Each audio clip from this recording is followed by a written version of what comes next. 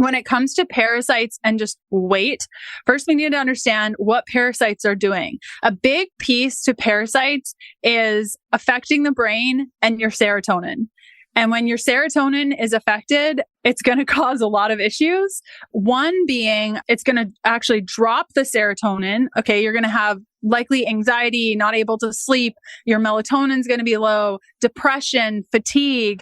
Usually at this stage, we're also going to have some sort of low hydrochloric acid, meaning low stomach acid. And so when you eat, sometimes you're going to feel bloated, or you're going to eat a whole bunch and never feel full. Hello and welcome. Have you struggled with weight loss resistance? No matter what you do, you just cannot lose weight. We are having a very unique conversation about the role that parasites have in weight loss resistance. So I was interviewed by Shanna Hewson on her show, the Fast to Heal Stories podcast, a couple of months ago. And it was such a great conversation that Shanna gave me the opportunity to share this recording with you. So we are going to cut to the recording in a moment, but just so you know the voices in today's episode, Shanna Hewson is a registered dietitian, nutritionist, and RDN specializing in reversing insulin resistance. She is the host of the top-rated nutrition podcast, Fast to Heal Stories, where she helps her listeners implement a low insulin lifestyle with key strategies of timed eating and fasting, meal order, and therapeutic carb restriction as key strategies to achieving lifelong health. After struggling with her own health issues and experiencing the failures of the conventional health and nutrition industries, Shanna developed various online courses and wrote her best-selling book, Fast to Heal, to help as many people as possible reverse insulin resistance with her proven 5-step system. So again, we are going to be covering everything parasites, weight loss resistance, what's going on in the body when we do have parasites. This is an interview of me by Shanna, so let's cut over to it. Hey, my name is Leanne Vogel. I'm fascinated with helping women navigate how to eat, move, and care for their bodies using a low-carb diet. I'm a small-town holistic nutritionist turned 3-time international best-selling author turned functional medicine practitioner, offering telemedicine services around the globe to women looking to better their health and stop second-guessing themselves.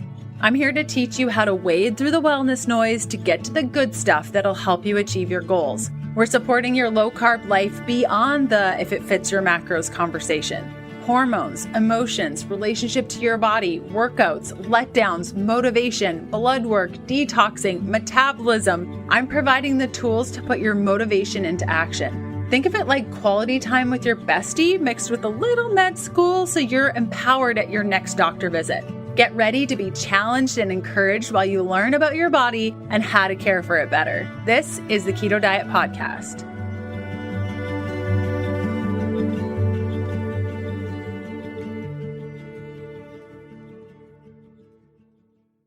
Welcome, Leanne, to the podcast. I am so excited to have you here. I know I say that with every guest, but really you are a wealth of knowledge. And as we were talking a little bit before we started recording, there's just so many different angles we could go and so many questions I could ask you. I could probably do about 5 interviews with you, but let's start with your personal story with those who aren't familiar with your work and, just kind of what led you to the functional nutrition and the holistic nutrition and how you got to where you are today.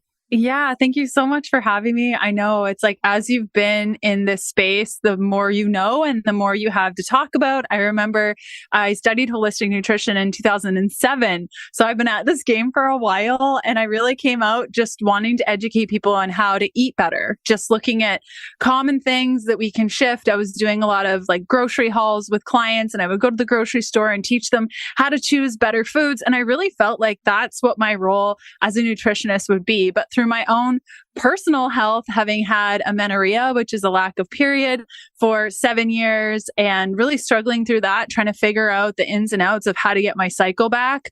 Little hint here, and we might get into it a little bit later if it comes up. I did end up getting my cycle back through using a ketogenic diet. And so as I started kind of playing around with cycles and hormones, obviously I found the ketogenic diet, started doing that, started teaching more on macro adjustments and how to manage that. And then I was dealing dealing with some pretty serious health issues kind of at the end of 2019. I had had my cycle for a couple of years. Things were going good there, but I was really tired. My bowels weren't great. And I was like, what is going on here? I feel like my diet is so dialed in. It's so dialed in. So on a whim, I just did a stool test. And I didn't know much about stool tests at that point. So I hired a dietitian to help me. And I was diagnosed with Entamoeba histolytica, which is a pathogenic parasite, which the dietitian at the time did not tell me the severity of this parasite. She basically said, there are really two ways we can go about this, with herbs, which will take longer, or something a little bit stronger. She didn't at that point tell me that if we couldn't kill it, it could turn into liver abscesses and liver issues, which fast forward a little bit, I did have quite a lot of liver issues because I didn't address it. And so that was really the first time where I looked at my diet and my lifestyle factors and all the things I was doing. And I figured, like, it's not enough. I missed a big piece to this. You know, I had always thought that if I could just get my food dialed in, everything would be fine. And I think that gets us like 70% of the way for most people, even 100. Like some clients that I take on even now, when they clean up their diet, they're great. They are awesome. There's nothing else wrong. And they have great genes and they haven't taken on a lot of chemicals or metals, or they're just good. But for some of us, it's just not the case. And that was me. And so in 2019, when I got this parasite, tried to kill it, didn't work, tried to kill it, didn't work. And I was like, okay, well, your girl's going to have to just figure it out. So then I started studying functional nutrition, functional medicine, learning from a bunch of different practitioners, including bringing functional blood work into my practice. And so that's kind of where I'm at now, understanding that, yes, food, so important. If you don't have the food dialed in, all this other stuff is kind of challenging. But the amount of chemicals that we are subjected to on a daily basis, the amount of stress that we have that lowers our stomach acid, which brings in these parasites and bacteria and affects our gut. All of this is intertwined, but it really has to start with nutrition. So that's kind of where I am at now in 2023, is working with clients one-on-one, helping them through this process and trying to figure out where they're at in this process and where they should put most of their energy. And I'm sure your story resonates with so many people, because I know, just like you, like I'm a clinician and I help people clean up their diets, and we work on lowering insulin overall and just whole food and doing all the things, looking at sleep, looking at stress. And there's still people who are like, I'm doing it all. Like, I don't know. What's the next step? And as a clinician, it's frustrating too, because you're like, I don't know. Like, I've taught you everything that I know. I'm not sure what the next step is. So parasites are a very interesting issue, and if we want to call it that.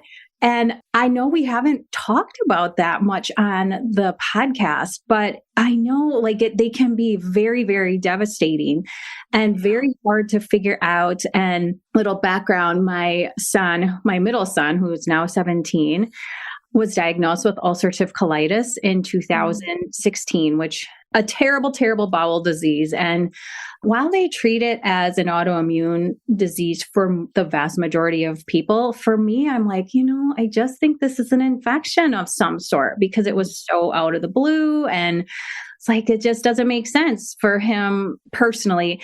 So I had to do a lot of digging and investigating, and his stool samples would come back normal. I'm like, there's got to be something that we're missing. So yeah, let's talk about parasites, because that is a new topic, and I'm sure we can, bring diet in with that as well. But how did you know, or how did you start suspecting? I know you said like you were just tired and things, you felt off, but how did you even think, like I need to go get that stool sample? And then which stool sample did you use? I'm sure people will be curious about that. And then, how did you even go about starting the whole process of looking at, maybe I have something going on in my gut?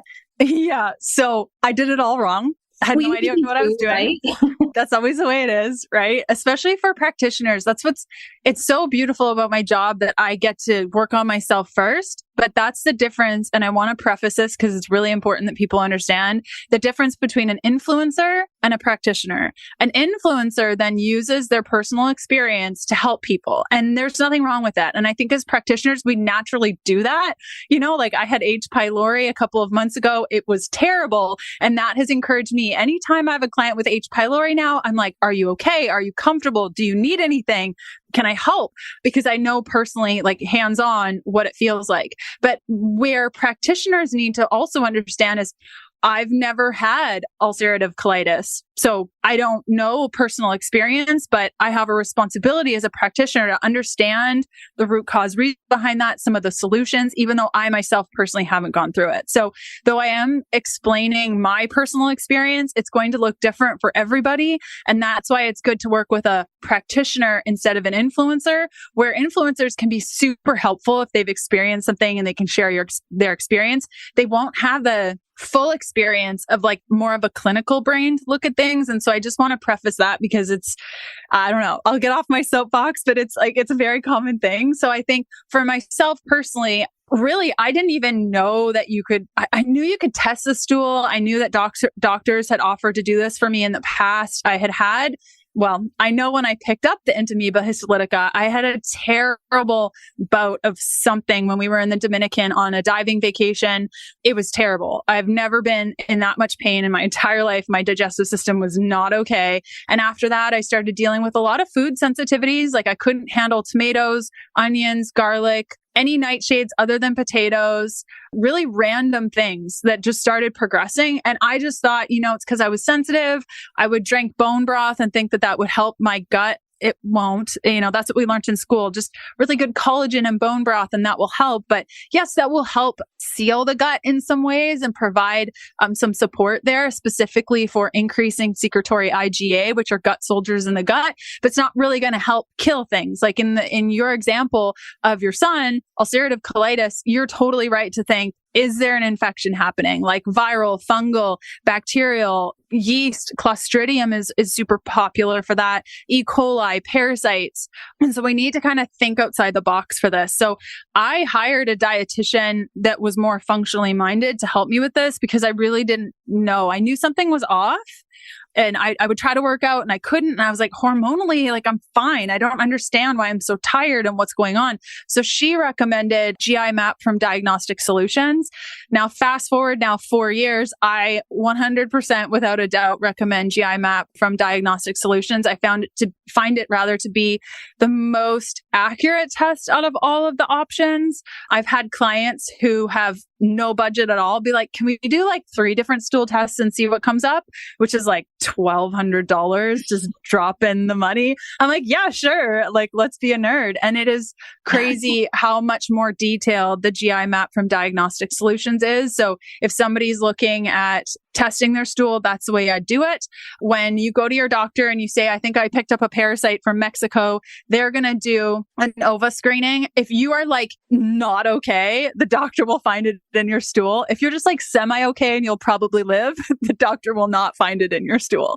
And so that's why I really like the GI Map. If you are thinking, because there were a couple questions to your question, so I want to make sure I cover it all, symptoms of parasites, there's some random ones kind of all over the place. Drooling when you're sleeping, a big one. If you eat pork products, chances are you might have a parasite. They're quite common. Same with eating sushi, raw fish. If you've ever been on a cruise ship, I have a cruise ship story. If you'd like to hear it a little bit later on parasites on cruise ships, very common. Loss of appetite, pain at your belly button. I remember I used to touch my belly button on the inside and it would be quite painful. That's one sign.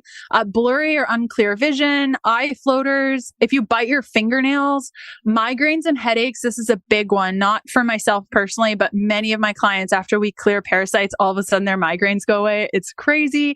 Rectal or anal itch that's beyond like fissures. Normally fissures will cause like anal itching, but this is like next level. Sometimes it can even be triggered by eating pumpkin seeds. Pumpkin seeds are a natural anti-parasitic. And so if you find you've just like had some pumpkin seeds and all of a sudden your butt is really itchy, that's you killing parasites and them not being too happy about it. Dry lips, like the lips, not of course, if you've been like in cold air and your lips are dry or if it's winter and those sorts of things. But like when the dry lips kind of go like beyond the border of the lip and they start taking over the front of the face, that can be part of it. Perioral dermatitis is kind of related to that and can also be parasites. Yeah, those are, and if you kiss your dog, like stop kissing your dog. Also, if you sleep with your dog, now I still sleep with my dog. There's no way that she could function not sleeping in our bed. So it is what it is. But like the kissing of the dog, a big one, dark circles under the eyes. Some of these I didn't have, but those are some common ones. Also, if I see vitamin deficiencies, mineral deficiencies, if the white blood cells are super low and the ferritin is low, and just there's a massive need for nutrients across the board, I'm thinking like a chronic parasite issue. If it's really bad, I'm thinking Giardia, hands down, without a doubt. I'm also thinking Giardia, which is a very, very common protozoan parasite that also affects our glucose. And so if somebody's saying, I cannot, like, no matter what I do, I cannot regulate my glucose, it's always all over the place, I'm swollen all the time, I see nutrient needs in their blood work, I'm thinking Giardia. So I think I answered all your questions, but let me know if I failed on any of it. Oh, that is like, whoa, your mind just blows. And it's just like, you look at these and there's so many, you think of people like, oh yeah, like that fits that person and that fits that person. But the Giardia with the blood sugar, I wasn't aware of that. So that I had a friend who had Giardia really bad. And for about a year and a half, it went undiagnosed because she would go get tests and nothing would show up. And she lost so much weight and just didn't want to do anything. And finally it was diagnosed and treated. But so does it dysregulate blood sugar both ways, like highs and lows, or what happens? Mostly high, like okay, so in order to understand this, we also need to understand the interaction, not only with parasites, but also with mold and chemicals. And so this whole other world that I didn't even know existed before this is really the concept of our body has certain things in it naturally, right? Like we're probably going to have some parasites. We're probably going to have some viruses. You carry around the chicken pox with you, even though you had it a long time ago, or Epstein-Barr is a really common thing, can get reactivated during stress. What's happening in our terrain, in our body and around us will influence what triggers and what displays and what doesn't. There are people like my husband, for example, he's a carrier of H. pylori. I can't get it low. Like it's just in his body. It doesn't cause any symptoms. But when we're sharing drinks or anything else, I will get the H. pylori. And because of my sensitivity and what terrain is in my body, I will display symptoms. So we first need to understand that Giardia might not show symptoms wise at all. There will be some people with Giardia that might have a lot of swelling, exercise intolerance. They'll actually not be able to gain weight. They won't be able to fast. Their glucose will generally be elevated all the time, like over 100 all the time, not really highs and lows, just always high. But then there will be people with Giardia that are fine. And like we saw it in their stool, they don't have any parasite symptoms. And then it just becomes like, how deep down the rabbit hole do we want to go with this? Because I play around with this depending on the person, but generally speaking, if you don't have symptoms for something, I'm usually not going to be like, let's kill parasites. If you have no parasite symptoms in your life is fine, even if we see parasites in your stool. And so that might be a little bit controversial and not how some people do it. I think in the functional realm, as with anything, the thing that's most important to me is how a person's feeling and how they are experiencing their life. And so I'm not going to dig down a rabbit hole that they don't feel. And that takes like a lot of wisdom to like know when to just like stop and say, you know what, I think we're good. Even though I'm seeing this, if something happens, you know where to reach me. And so with Giardia, it's usually when it's displaying and it's in the presence of probably the worst Giardia case I saw was when the person was living in a home that had mold. And maybe asbestos too. We're not really sure kind of what that was, but that was probably one of the more severe cases is usually we can kill parasites just fine if the person's in a safe environment. But when there's mold or you've just moved into a new home and there's a lot of chemicals in the new products, it's going to be harder to kill off the parasites. So perhaps you are supplementing with magnesium right now. Maybe you're doing a glycinate or a malate, or if you are wanting to get your bowels moving, maybe an oxide or a citrate. Magnesium is absolutely essential. It's needed for both glycolysis and the citric acid cycle, aka making energy. It's needed for 500 different enzyme reactions. And you've probably heard this and thought, I need magnesium. And you'd probably be right. But where a lot of us fall short is the magnesium that we're choosing. I've seen magnesium levels completely regulate by taking a well-rounded magnesium supplement. What I mean by that is a bunch of different forms of magnesium in all one supplement. And that's why I really love Bioptimizer's Magnesium Breakthrough. This stuff is awesome. I pull a ton of hair tissue mineral analysis assessments month by month by month. And by far, just about everyone has a magnesium loss or absolute depletion pattern in their hair tissue mineral analysis. And I've used all sorts of magnesiums, from creams to Epsom salts, magnesium salts, down to the malates and the glycinates. And I've really settled on the Magnesium Breakthrough by Bioptimizers. So if you are looking for a well-rounded magnesium supplement that will help to calm your mind, help you fall asleep, stay asleep, wake up refreshed, look no further than Bioptimizers. If you go to magbreakthrough.com/keto diet, that's magbreakthrough.com/keto diet, and use the code keto diet 10, all in caps, you'll get 10% off their Magnesium Breakthrough. This is fascinating. There's just so much. I've done a lot of, like I said, my son was sick for 3 years. I did a lot of digging, but it's fascinating. And just how these little microscopic beings can disrupt our hormonal systems and all, so many things, our digestion. And it's frustrating for so many people because they might be dealing with this and they might have been dealing with it for 10, 20 years. And they just think it's how their body is. Like you said, sometimes that natural flora is just different for everybody, but sometimes, these symptoms, there's a reason for them. And we did once I found an integrative doctor, we got a GI map for my son when he was really sick, and it was such a mess. I was like, oh my goodness, I don't even know where to start here. And the integrative, we did some natural antiparasitics, but he actually ended up going on an antibiotic protocol, which healed his illness. But I always like to have like backup methods. Like, okay, if he were to get ill again, or, there's still I still feel like there's just an imbalance of some sort that will probably linger with him. But anyway, it's really fascinating. So how can parasites, I know this is probably a huge loaded question and there's so much. Great.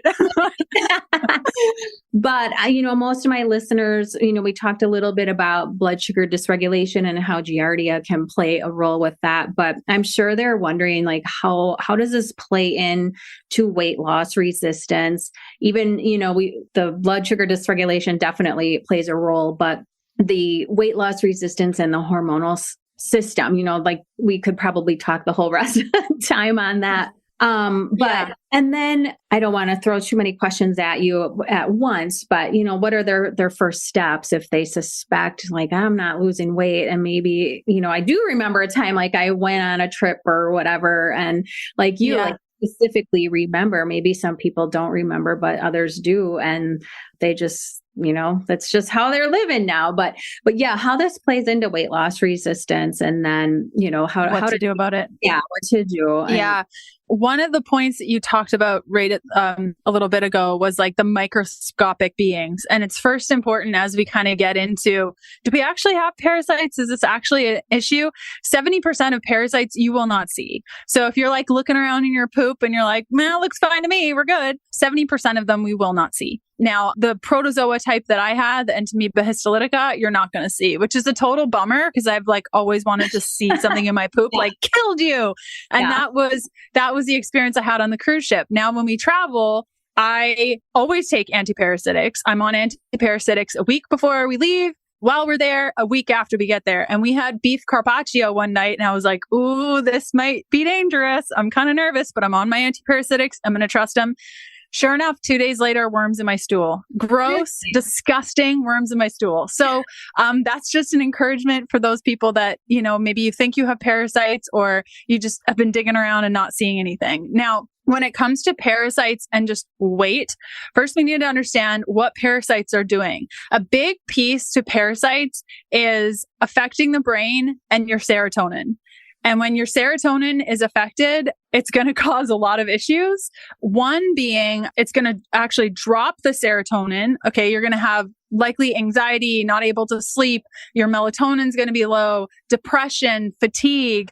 Usually at this stage, we're also going to have some sort of low hydrochloric acid, meaning low stomach acid. And so when you eat, sometimes you're going to feel bloated or you're going to eat a whole bunch and never feel full. And so there's like two sides of this. One, I notice with like chronic parasite issues is the person is just highly inflamed and therefore so incredibly puffy. They're reacting to everything or they're like eating a ton and just not feeling things. Usually it's that they're not eating enough. And this, as we know, not eating enough is going to cause a massive amounts of weight loss resistance because your body's just going to set out that danger sign that just says, we're not getting enough fuel, therefore shut it all down and hold on to everything, right? So there's that piece of it.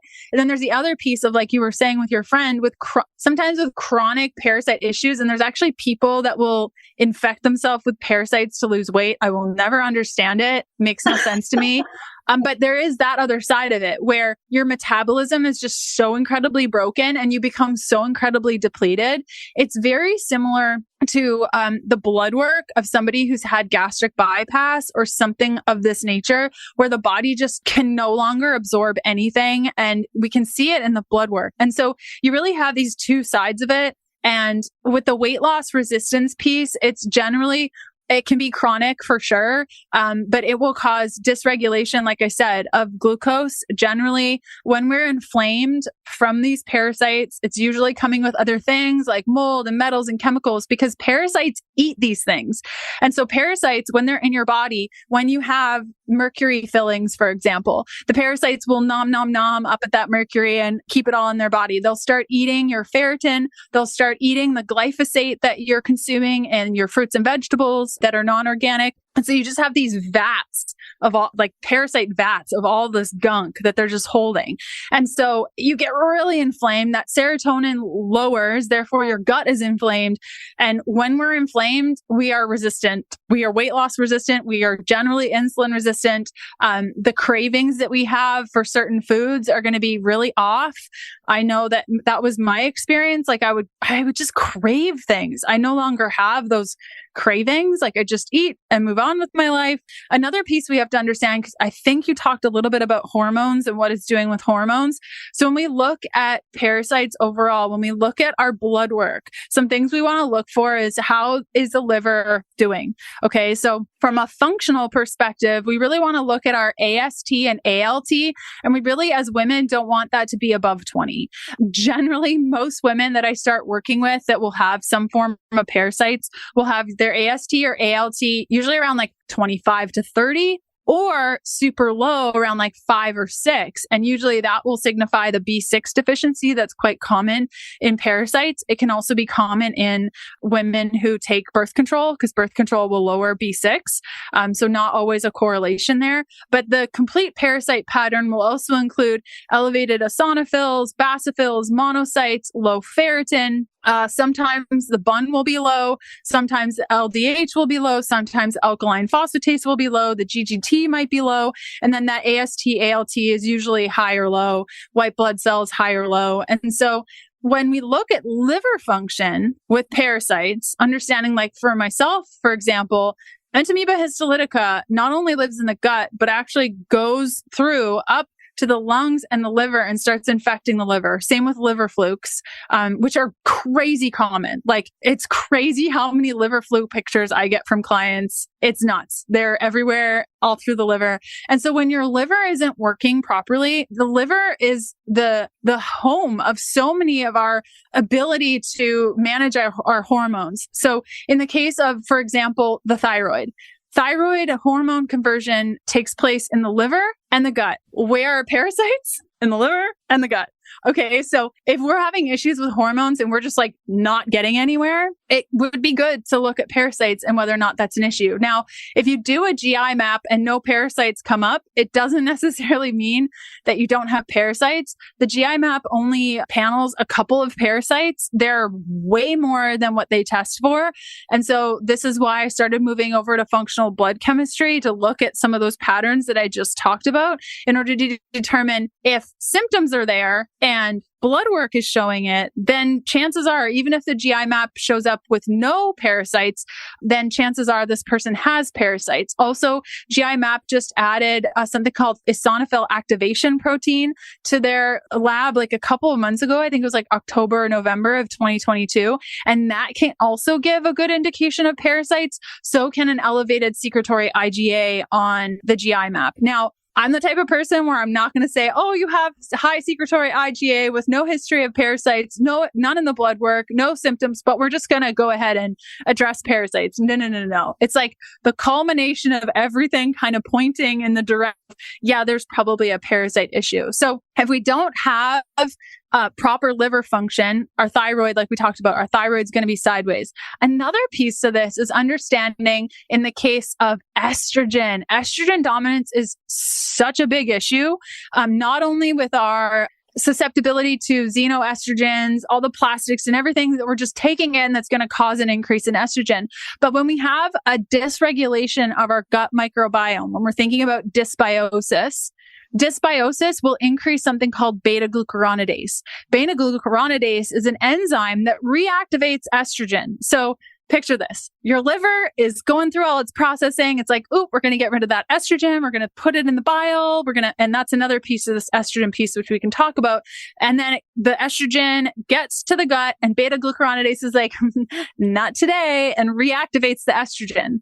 So if we can start working through the dysbiotic patterns, we can lower the beta-glucuronidase, and therefore the body can start to flush out all this extra estrogen. Now, when we have high estrogen, the first thing we think about is weight, right? If we have high estrogen, chances are you're not going to be able to maintain a healthy weight. Chances are you're going to be like a little bit puffy. You're going to have a hard time losing weight. You're going to have a hard time with metabolism overall. And this kind of goes forward to women that have had gallbladder removal or a lot of gallbladder issues.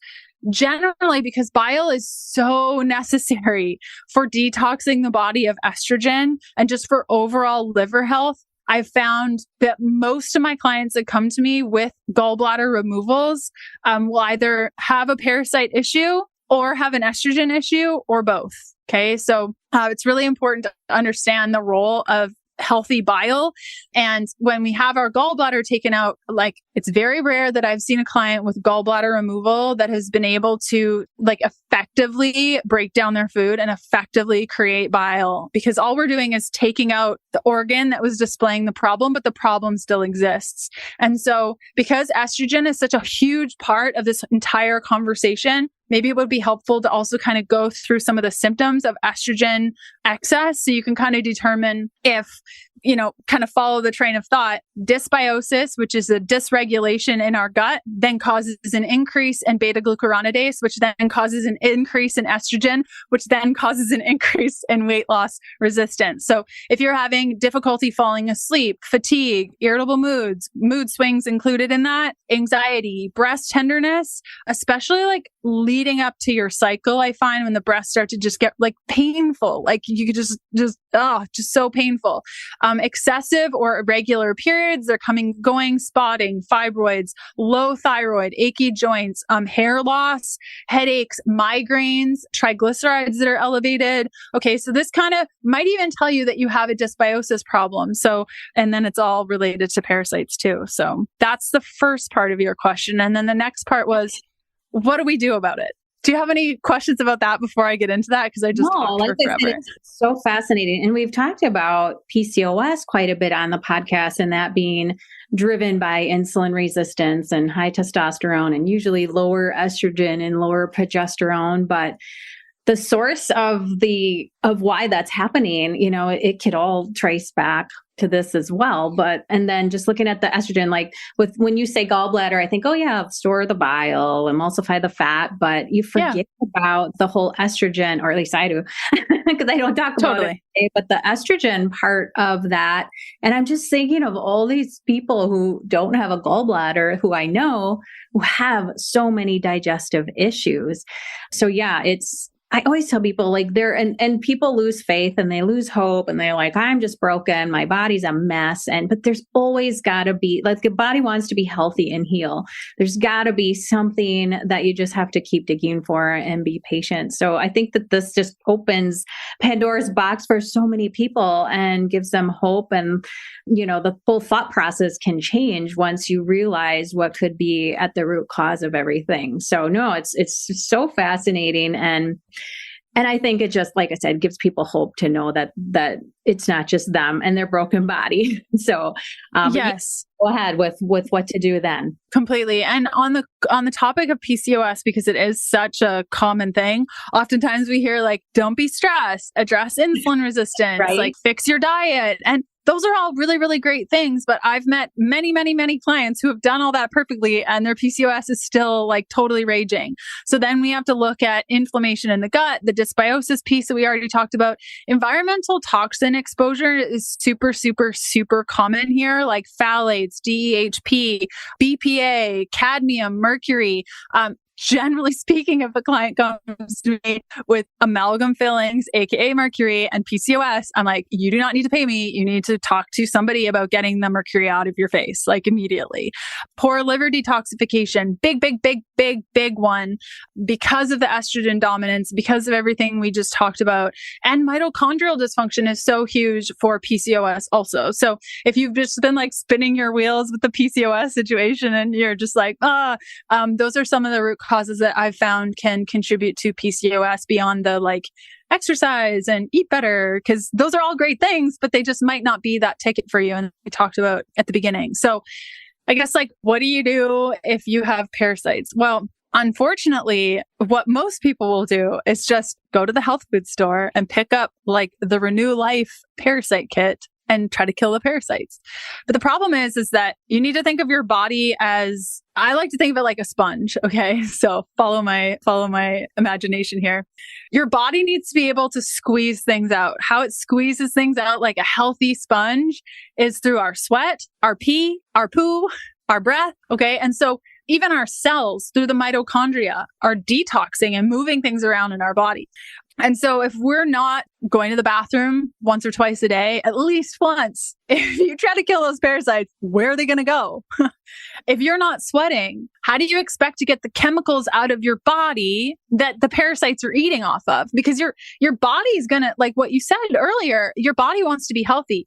Exactly. That's usually why it's keeping parasites there, because the parasites are eating up all the garbage in your body. And so the body will be like, yeah, let's keep these parasites here because it's eating all these metals. It's eating all these chemicals. And so we need to start thinking about how to make our body a supple sponge, and we're wringing it out, because right now all of our bodies are bricks. We're uncomfortable sweating. if we do sweat, it's just like a tiny itty bit after an hour of being in the sun. If you're that type of person, you really need to work on your sweat drainage pathway. If you're not going to the bathroom, that is the first priority. Now, the tricky thing is that like parasite issues will generally cause constipation. So you're usually not going to get this like totally perfect, but going to the bathroom at least once a day. If you can't through supplementation, like magnesium citrate is really good for this. Magnesium oxide is a little bit more oomph. You can use herbal remedies and those sorts of things. Even just like relaxing in the morning and drinking some tea or coffee and not like scheduling in some downtime when you first wake up so that you literally schedule in a poop. Because I think, at least for myself, if I don't schedule time to just sit down and relax so that I can poop, it won't happen because I'm just that type of person where I'm go, go, go. So you need to start thinking about how are these things going to get out of my body? And so we call that drainage pathway work. Drainage pathway work is so important to start with. And unfortunately, a lot of people will go to practitioners. The practitioner will say, you got parasites, and they'll give them an antiparasitic without asking questions about how this parasite's going to get out of the body and how we can open up drainage so that the body is ready to drain. We even have the glymphatic system, which I think was a term coined quite recently of how the brain drains. Okay. So like I said, brain, breath, skin, lymph is also part of that. You might find that you have blocked lymph if you have like cellulite or veins, or you have swollen lymph nodes. So lymph is also how parasites move around the body. So that's important. The liver, which we already talked about, that's a drainage pathway. So supporting the liver. My favorites for supporting the liver are going to be TUDCA, N-acetylcysteine for people that are sensitive, though that will bust biofilms. Maybe this is a conversation for another time, but biofilm busting is usually why people will feel terrible on a parasite cleanse or other cleanses that they do. Bowels, which we talked about, urination through the kidneys. So just thinking about those aspects and doing that for like 30 days before you get started with parasite cleansing. Now, with parasite cleansing, it's really helpful to know like what kind of parasite you have. So if you do a GI map by Diagnostic Solutions, it will give you some items. It won't give you all of it. So if you have the symptoms for parasite, you have the history for parasites, we see it in the blood work, we're just going to do an all-around great parasite protocol. I find when I don't know the exact parasite, but I know it's an issue, my number one product is going to be Cellcore. Now that's a practitioner grade product. It's very effective. It's not super effective for absolutely everything because no product is perfect, but generally speaking, if I'm going to put anyone on a parasite protocol, it's going to be from Cellcore if I'm not sure what parasite we're addressing. And then we get into the parasite types, like you have ropeworm, sporozoa, protozoa, which we talked about a little bit, nematode, trematode, cestode, those sorts of things. So when we know what kind it is, we can get more targeted in what we use as an antiparasitic. So I'll give you some examples outside of Cellcore that maybe people can look for and just understand kind of what they're looking for.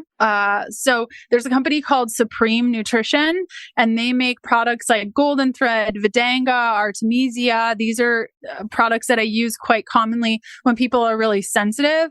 Oftentimes people that are really sensitive will react to combination herbal products, like, for example, Cellcore, and say, for example, I think their Para 2 has like 10 plus herbs in there. And some people will just react really strongly to that. Then we get into the whole mast cell conversation. If people have been sick for quite a while, and this is in combination with living in a water damaged building or being exposed to a water damaged building, oftentimes their parasite protocols will look a lot different than somebody that just has a parasite. And then you have like combination products. I'm trying to think of one. Oh, Integrative Therapeutics has one called Paragard that I like to use, and that's like available anywhere. But the key to parasites is understanding that they work on a cycle. Okay. And this is a huge mistake I made when I was working with the dietitian who said I had Entamoeba histolytica. She basically said, take these supplements on a full moon and then you're good. No, that's terrible advice. Don't do that. Don't do that. Usually my clients are on an ongoing like parasite protocol for like 6 months off and on, rotating out products, depending on the severity of it. the Entamoeba histolytica, I did end up having to take antibiotics, and it was such a pain to try to get a doctor to prescribe me the antibiotics I even wanted, because some parasites, like I say, if they go beyond the gut, it's not that the gut we need to be worried about necessarily. It's like, if we kill all of it in the gut, great. But if they're in the liver or the lungs, how do we get there and kill those? And so some of these herbal remedies will do it, but others won't. And sometimes, like in my case and many of my clients, if they have like chronic parasite issues, I'll say like, you can go to your doctor and get a thing for it and it'll probably be gone. And they're like, no, I'd really like to try to chip away as much as we can. And if that doesn't work after 4 to 6 months, then I'll get the medication.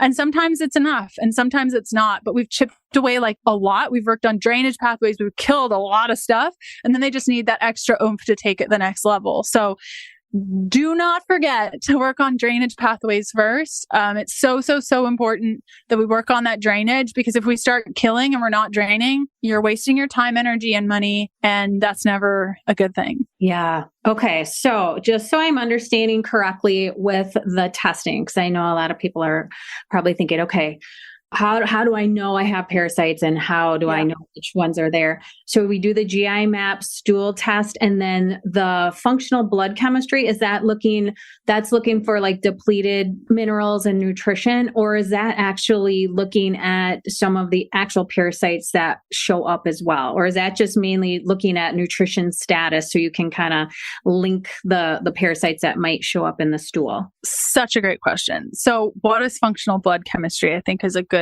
place to start. So functional blood chemistry is using your basic blood work that you would get from a doctor and looking at that with a functional glasses, I call it. So you put your little glasses on and you look at it, not diagnostically like a doctor would, but functionally looking up where does the body need support in its function. And so like I mentioned before, when I was talking about AST, ALT, platelets, white blood cells, these are all markers that can indicate a parasite infection. Okay. So a complete parasite pattern in basic blood work, you're looking at your CBC with differential, you're looking at your iron panel, you're looking at your CMP14. All of these markers I'm about to share are in these basic panels that I think altogether cost $9. Wow. Whether or not you get charged $9 from your doctor or your insurance, that's another story. I know that a complete panel from me that includes a lot more is like $70. And that would be like your full blood work. So when we look at the parasite pattern, we're looking for high eosinophils. So eosinophils are a type of white blood cell that can react to parasites being in the body. Now it can react to other things. There are many, like that's the key to functional blood chemistry, is understanding one marker does not mean one thing, but multiple markers together that say something similar could be this. Okay, so when I say a complete parasite pattern, it's when we see eosinophils elevated. Basophils are also elevated, another type of white blood cell. Monocytes are also elevated, another white blood cell. Ferritin is low, usually around like 20 to 30, 40-ish is usually parasites, because the parasites eat ferritin. It won't go low like in the case of anemia where it gets like below 17, but it'll kind of like stay around 20 or 40, and it will not respond to iron. Like the worst thing you could do when you have a parasite, and I did this, was take iron for my ferritin because it just feeds the little guys. They're like, "Ooh, this is a good day." Right? Exactly. So ferritin will generally be low. That goes into the parasite pattern. Then your BUN, your AST and ALT might be low. BUN, not usually unless there's a B6 deficiency. LDH will sometimes be low. Alkaline phosphatase sometimes be low. GGT will sometimes be low. Again, these are all like normal markers you could get from your doctor. They usually don't test LDH. Unfortunately, it's like one of those specialty markers, but it literally costs like $3. I don't understand. And then your white blood cells, platelets, AST, ALT might be high or low.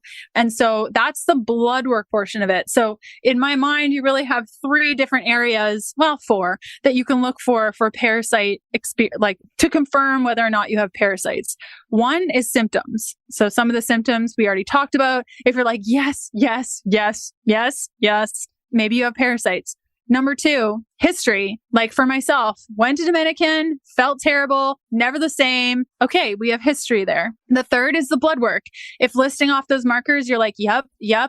Okay, that's the third piece. And then the fourth is the GI map. Now, not just the individual parasite items, but also the eosinophil activation protein being elevated, the secretory IgA being elevated. So if out of those 4 sections, you're like, yep, then that just probably confirms you have a parasite. And so it's not like an exact science. It takes some, clinical knowledge to be like, yeah, I remember a client had these exact same things and it turned out to be a parasite. And you might get lucky. You might see a parasite on your GI map and then you know exactly which one to target. Usually that's not the case. It is really rare to find a parasite on the GI map. And usually it's going to be Giardia if you find one. Yeah. So you can't rely on that 100%. And if a practitioner says, oh, congratulations, you don't have parasites because you didn't find it on the GI map, maybe educate them or find another practitioner, because you really need those 4 different areas to kind of culminate into saying whether or not you could be dealing with parasites. When I started eating a low-carb diet in 2014, I had no idea the impacts that low electrolytes would have on my overall health. I started keto, I added a little bit of pink salt to my water, but really didn't think that a lack of sodium, potassium, or magnesium would really throw me off. I can tell you after a couple of weeks of eating the ketogenic diet, it was very apparent that I needed electrolytes. Unfortunately, at the time, there was no Element electrolytes. There was no such thing. I really had 2 different options. They weren't the best. I went and added pink salt to my water. That tasted not so great.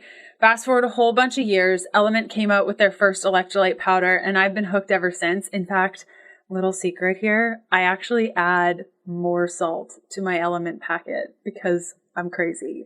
So my very favorite way to enjoy Element electrolytes is to add it to my 24-ounce water bottle and add an additional 1/4 teaspoon of gray sea salt. Now, this isn't for everybody, but for individuals that are massively lacking sodium, I do have this issue personally. It can display as allergies, apathy, abdominal bloating, depression, dizziness, fatigue, low blood pressure, low hydrochloric acid in your stomach, poor protein digestion, weakness, slow oxidation. And unfortunately, calcium supplements will make this even worse. And so if you think that maybe you need more sodium on your ketogenic diet, the best way to bump this up is with electrolyte packets. I've had many coaching friends and clients tell me that they're taking anywhere between 2 to 6 packets a day. I know that it is my most favorite way to prepare for a workout is doing my electrolytes about 30 minutes before I work out. If you haven't tried Element and you're looking for a different type of electrolyte, or you've never tried them before and you're curious if this is the missing ticket in your ketogenic diet, you can go to drinklmnt.com, grab a couple items, and get a free sample pack with your order. That's 8 single serving packets free with any Element order.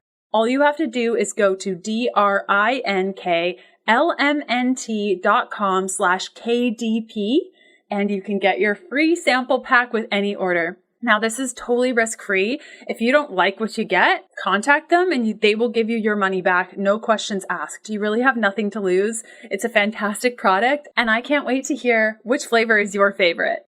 It's so confirming, because when I was going through all of this with my son, and he's always had low ferritin, and I know a couple other members in my family, and that's exactly what they say. Let's put him on iron. Yep. For the listeners who maybe not know, ferritin's the storage form of iron. So yes, I mean those little buggers love to eat that. And we're so exposed to heavy metals. And I remember when I started to do some deep research on heavy metals, and I actually had 2 silver fillings in my mouth that were preventive, put there when I was like 12 years old. I had those removed. I had them removed. You don't want to just go to any old dentist to do True. that. You want to do your research and have somebody take those out who is qualified to do so. I just started linking all the boxes, even with my son, and he was like 11 and he had such low ferritin. Like, well, that's got to be a link somehow. But his GI doctor in the conventional system knew next to nothing about nutrition, next to nothing about any of these clinical markers until he's so ill. Everything is so whacked out that at that point, it's just like living day to day is a challenge. But yeah, I studied all these things and I learned about biofilm, and my husband's also in the medical field. And I remember talking to about biofilm with him. And he just stared at me like I was an alien. These terms, people have no idea. And biofilm is basically like a protective, slimy layer, kind of like a layer that will protect these organisms, bacteria, parasites, whatever. And so even if you are treating them, if you can't get to them, it's, you're again, it's like, it's a fruitless endeavor, but it's so many things in combination, but you've given us so many things to think about. And I'm sure people are like, holy crap. Like, I need to listen to that again. Yeah, exactly. And, it's one of those podcast episodes that you could listen to like 3-4 times before you're really like, oh, wow, I can really start to connect the dots. And I love your approach with it, because it's like, a lot of times people think that they have something going on, or they can remember exact time that they might have picked something up. Maybe their stool hasn't been normal ever since then. And I just think of so many people who go to a GI doctor and just get nowhere, and they live decades their lives with these issues. So just combining all of these things is lovely. It's like, I love that there's that. Yes. And the drainage pathways. And a lot of people don't think about that. And like, my daughter never sweats. So I'm thinking, oh my gosh, like, and I'm sure people are all thinking of people as well. So you treat this, like, how can people work with you if they suspect that they have parasites? And you do so many things. Like, you're a ketogenic expert. We didn't even talk about nutrition and how that plays a role with all of this. But I would love to send people to you, because not only do you know so much about GI stuff and the parasites, but also how diet plays a role and how to go about cycling, and you lost your period for 7 years. We didn't even touch on that. So many things. And how to get back. 7 years is a very long time to go with period. Your hormones are not healthy, but how do people work with you, and how can we, start to tackle some of this if they suspect they have parasites? Yeah. So yes, first off, thank you so much for having me. It's so great. I love being able to educate people like this, because I think, like, I didn't know these things until I knew these things. And so if you've just been spinning your wheels and not getting anywhere, I hope that there's at least something that I shared. And I never want to poo-poo on doctors, because they have such brilliance in the diagnostic realm. It's fantastic. And I think some of my most successful clients know how to play, or I teach them how to play with both sides of understanding the functional side of things, how that influences the diagnostic side of things, and kind of how to balance those so we can all work together as a team. Because I think when we see that full picture, and it's really our own responsibility of our own bodies to be the manager, like the project manager of this project is you, and then you're hiring out to the various contractors that do the various jobs, and you're kind of the middleman. And when you have that approach, everything changes. There are good days and there are bad days. There are usually arguments, walking out of offices, and that's all part of it. But once you get that team of people, maybe you just have a doctor that writes you prescriptions and they don't ask why. That is a total win. And so, just playing around with that. So to work with me, yes, if you go to my website, healthfulpursuit.com, if that's way too hard to spell, you can just go to leannevogel.com and it will redirect you. That's LEANNE, V as in Victor, OGEL.com. And I have so many, years, I think we're at 14 years on the blog of content and nutrition and recipes and parasite stuff and blood work stuff, everything functional wellness across the board. And then on that page also, there's information about coaching with me. I just started a new process of coaching applications, which is really exciting, where I'm really wanting to target who I work with and really, really making sure that the person is ready to do the work. And so that's really exciting. So you can find more details about that on my website. And then I'm on Instagram, but like you said, I've been like really busy. I don't have a lot of time to like make reels and stuff, but there are tons of reels on there about parasites and metals and hormones and everything. So that's at Leanne Vogel. And then I have a podcast, the Keto Diet Podcast, where we talk about going beyond just the standard ketogenic approach of if it fits your macros and understanding that keto is a lifestyle. Understanding our glucose, our insulin, these are important aspects. But if we have the nutrition dialed in and we're still not successful, what else is there? And so it's kind of a mixture of all sorts of things related to living a low carb life beyond if it fits your macros. So those are all the places. Awesome. Well, thank you so much for coming on the show today. I think you've really given people some hope. And so many of the people that are listening have had long-standing issues and are doing work. Maybe they're not 100% there with what they wanted to accomplish with nutrition and lifestyle, but at least if they have another direction to go. And especially if they've kind of checked all the boxes that you explained today. So thank you for all the work that you do and for all of the education that you provided today. You were a fabulous guest. Thank you so much for having me. I hope you enjoyed this episode. You can check out Shanna's podcast by going to the Fast to Heal Stories podcast, where she interviewed me on her show, the same recording, but she's got a whole bunch of other things there for you. Okay, I'll see you back here next week.